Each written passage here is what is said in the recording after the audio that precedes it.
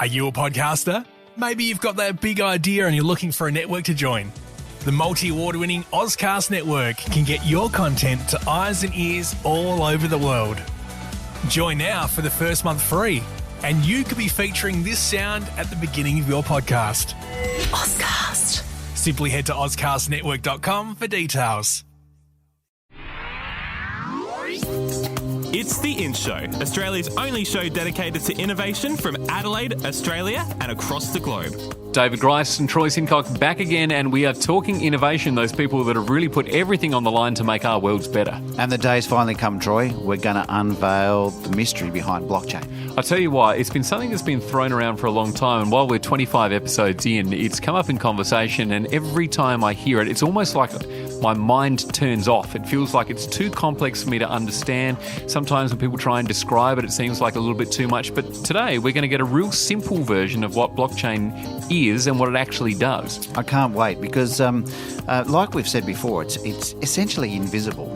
It's just something that just underpins everything. Like when you look at the internet, we go to our web browsers and we go into Google and we search for something, we get the results, and all of a sudden we've got them and we can browse however we want. But behind that is a massive database, if you can think about it. And from what I understand, blockchain is very much that. It's just something that's underpinning, and it's not what we're going to look at. It's actually the data and everything that's behind what we look at. And as a result, I just can't wait to sort of open the door of this and see what the opportunities are. I think what we see is that there's a level of trust and transparency associated with this new technology that didn't exist before, and what it might become is something that completely changes the way we do all sorts of transactions, from the way we operate with banks to the way we buy tickets to literally it's going to become a household thing within years, and we're right at the ground floor. I mean, it's already happening with cryptocurrency and that kind of stuff. We get that it exists, but what does it really mean? So joining us today is Frank Falco. Now, he's one of the founders of A Blockchain Factory, which is the premier blockchain collaborative development shared workspace right here in Adelaide, and it's a place for people and businesses wanting to learn the why and what of blockchain. So blockchain, Frank, explain simply, what is it? Well, simply, blockchain's a distributed technology, and in its essence, it's basically a database, and it's the thing that underpins Bitcoin that everybody's very excited about at the moment. It's going through the roof. Whether that's a good thing or not remains to be seen. But in its simplest form, it's a database, and the real power of it is it's distributed and public and immutable, so it can't be changed. And so that gives us some real opportunities to apply that technology in new ways across business problems and bring new solutions to the market. So it's exciting stuff. That's the simplest way of describing it. We can talk about a lot of technical detail about it, but simply that's what it is. And so the Bitcoin blockchain is the sort of simplest form of that. It's a value pair. It stores value and it transfers it from one address to another. People call them wallets, but it's actually a key. And so that's the simple thing. And what's great about it is it's distributed across a network on multiple computers, so it's not controlled by any individual or any corporation or any government, can't be disrupted. And every transaction is validated in a very secure way, and once that transaction's been validated, it cannot be changed. And so the entire history of all blockchain transactions are available, and anyone can download it. I have a copy of it sitting on a machine at home. I don't do much with it, but it's sort of cool to sit there and go, I've got every blockchain transaction that's ever happened, and anyone can do that. And that's an incredibly powerful thing, that those transactions are publicly available, which is unheard of. In any bank, you don't get to see every transaction like you can on the blockchain network. And so that opens up some real interesting opportunities about how do you apply that to business problems. And I think that's the exciting thing about it. Yeah. So where are you seeing it being applied at the moment? Oh, it's being applied in all sorts of areas, and sometimes not necessarily because it needs to be, but because it's a way of changing the business model. So we're seeing it across, there's projects at the moment across energy, across obviously financial remittance, value chains, across logistics systems, things like wineries, the winery value chain. There's people applying blockchain in a lot of business problems and a lot of opportunities to change the way the model works or improve the model and improve the efficiency of the model. One of the really powerful things about it is this concept of a smart contract, which lets you programmatically define almost any sort of business interaction you want, and then you can start applying that in a really interesting way. So when you start thinking about using that technology with other technology, for example, IoT devices, which are anything that's network connectable, so things like weigh bridges, those sorts of things, you can start sitting there making these things intelligent, smart meters in electricity grids, solar panels, those sorts of things. When you start making those things intelligent and then start applying a blockchain-type smart contract technology, you can start doing some really powerful things. An example I often use because it's really relevant is driverless vehicles, automated cars.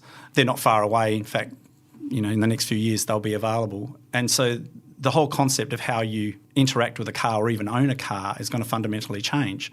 So if you think about a scenario where, right now you either own a car or you might use an Uber or a taxi, not too far away you'll be in a situation where there'll be these autonomous vehicles around the place and they'll just arrive when you need them, or they'll just be there. And the whole concept of parking your car changes, like where a car park's going to be. They're not going to be in the middle of the city because you don't need to walk to them. The cars will go and park themselves. And then you'll call them and say, I want to interact with that car. And you might take it for a short ride, or you might take it for a day or a week or whatever. So if you take that idea and then apply blockchain technology to it and smart contracts, you'll be able to have a situation where I could walk up to a car, an autonomous car, and it will interact with me via my phone, and it will know who I am, how old I am, what my driving history is, where I am now, where I'm going to, and then it will be able to create, in effect, a contract about how I interact with that car, right down to how much is it going to cost me to drive that car, create an insurance policy based on my particular driving history or my particular interaction with that car for that location to that destination on that day. It can take into account things like, is it going to rain today? Is it, what's the road conditions going to be? And it will be able to customise that whole transaction, the insurance policy for that period of time, and it's never been able to be done before. And you'll be done almost instantly. And so by the time you've got to the car, opened it, got in and started driving it, all that's happened. And you don't even worry. Just like you do with an Uber now, you walk in, hop in the car, get out and you walk out. You don't sit there and tap a card. It just does it. Well, this is sort of like the next extension of that. And so when you start applying that sort of technology to other things like energy or health or lands title. Yeah. In Australia, we don't really worry about, the concept of corrupting our lands title system. We sort of trust the government. Whether we should or we shouldn't is a whole different debate. But in some countries, that's a real problem. You can't trust the government, and they, they turn around and say, that I just gave that block of land that you think is yours. It's not yours anymore. I gave it to my cousin Fred, right? And you want to do something about that? What are you going to do, right? Yeah.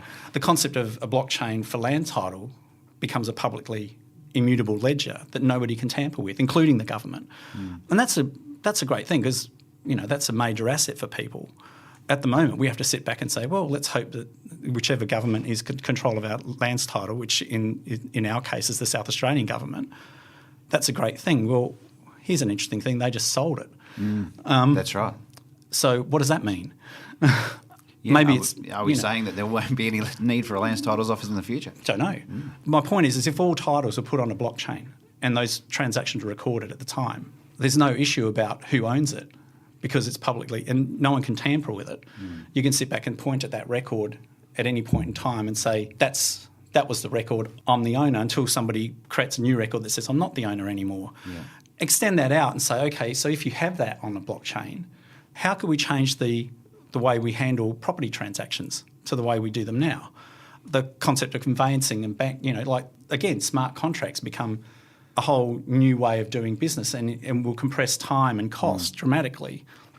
So the concept of a 30-day settlement, we could do it in an hour, especially if you've got the money sorted out and the banks are connected to it, or maybe you're using cryptocurrency, in the future or now. I mean, there's some people sitting on enough cryptocurrency to buy some serious property. When you start thinking about business models and how do you, I don't want to say disrupt it, but how do you improve it? Because in my opinion, you should apply technology to improve stuff, not for the sake of just using it, because it's the cool thing to do at the moment. And there's a lot of that going on at the moment. And it always happens when new technology comes out.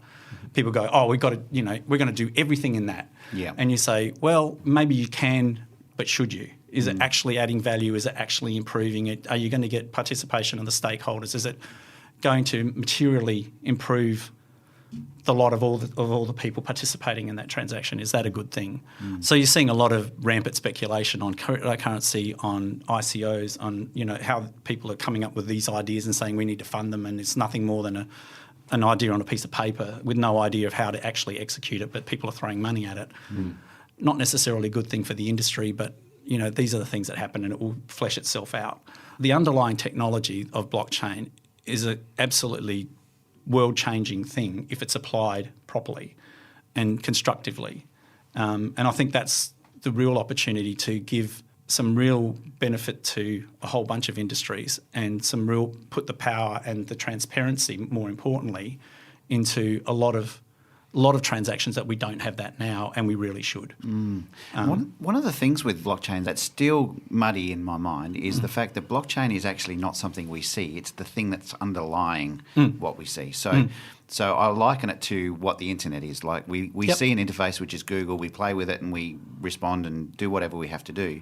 But underneath all of that is a layer of massive complexity, and that's actually what blockchain is. Well, yeah, and I suppose the analogy to the internet is a good one. I mean, I'm old enough to actually have been around when we put it in and we started using it. So the analogy is the same. And I used to be the CIO of Internode. And so you want to talk about layers of complexity, try running an ISP. So the point is that there are complexities there, but to a certain degree, it's a utility just like anything else. And do you actually know how Google works, or do you care? No. You throw a search at it and you trust, you sit there and go, I get some search results and I'm happy with that, and it works really well, or Bing or whatever other search engine you want to use. So when customers first have a conversation with you about blockchain, Frank, what are they looking to do? Is there a particular problem they're looking to solve, or do you find they're just wanting to know more so they feel like they're taking a step into the future and they're there when this becomes a regular thing? Bit of both. Yep. Some people come to us and just say, what's blockchain? I don't even know what it is. And I try to keep it as simple as possible. And then they usually go, I heard about this Bitcoin thing and it's going crazy. What should I buy? And I usually say, I'm not a financial advisor, and if you want to spend your money, do the research and work it out yourself. Because you should if you're going to spend your money, at least educate yourself a bit. And then there's people trying to solve problems or trying to come up with a business solution. I mean, just before this, I had a meeting with somebody about a project he wants to do, and he laid out for me what roughly the project is. And his only question to me really was, can you technically implement that?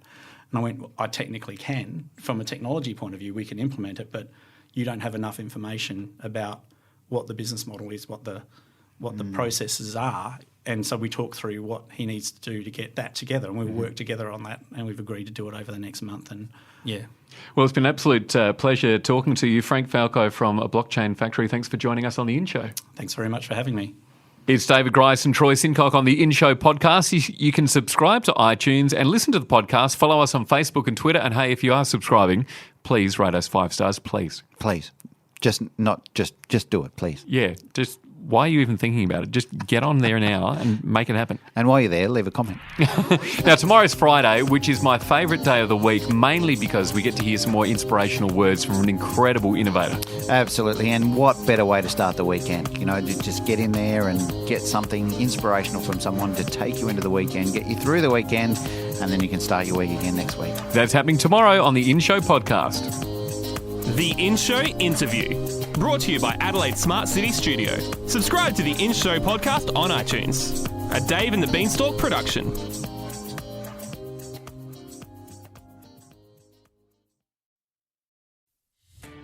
Are you a podcaster? Maybe you've got that big idea and you're looking for a network to join.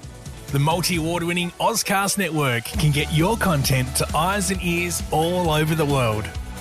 Join now for the first month free, and you could be featuring this sound at the beginning of your podcast. Ozcast. Simply head to ozcastnetwork.com for details.